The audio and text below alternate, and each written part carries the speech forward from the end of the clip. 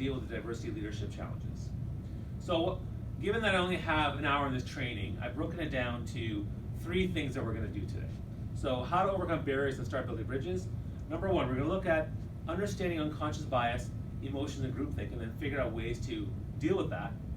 Number 2, we're going to look at how to curate courageous conversations, because if you want to actually deal with diversity leadership, you need to be able to have the conversations that are important but also challenging. That's why they're called courageous.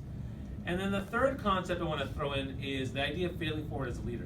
What failing forward means as both leaders as employees, and how you can use that as a tool to have these conversations and not fear the failings that may happen or are going to happen as you try to move forward as an organization.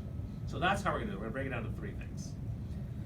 All right, so let's get into unconscious bias. Now, we all have biases, but let's break it down, the difference between bias and unconscious bias. So a bias is a judgment made even with compelling data and information to the contrary. So like a perfect example would be, me watching a TV show that clearly the reviews are really, really bad, right?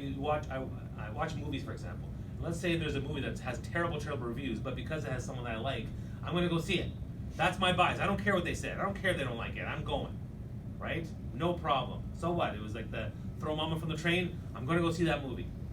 And the other one is unconscious bias, which is what we're going to focus on. This is a judgment made without being aware that we're doing so. And that's what makes it harder, because we're not really aware of it. And we have to take the time to think, take the time to understand and be aware of it. And a great definition is, an unconscious bias is a bias that we're unaware of, which happens outside of control. And is a bias that happens automatically and is triggered by our brain making quick judgments and assessments of people and situations influenced by our experience, our background, our culture, and personal experiences. This is a great definition. I love this. And that's exactly what it is. And here's a really great little graphic that says, wow, you suck at math. And then the person says, wow, girls suck at math, only because the person has long hair and it's a female. And that is where unconscious bias gets you in trouble, because you're starting to generalize based on your experience or what you're seeing or just how your eyes are and your own inner biases and prejudices. So it's important to understand how that works.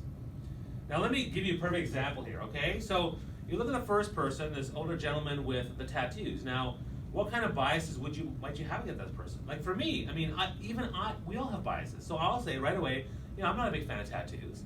So I might start judging someone with tattoos, saying like, why would they have tattoos and why would they do this? And maybe they're not as smart as I'd want them to be. But this person has their own reasons for doing it. I might have a bias against someone being old, right? So maybe he's old, and how can he help my organization? How can he help us move things faster? But maybe he has an experience or expertise that is amazing for us, but we don't know because my unconscious bias is holding me back because I'm judging. Same with the earrings, right? So I'm looking at those things, and those things are making me create this unconscious bias. Then you look at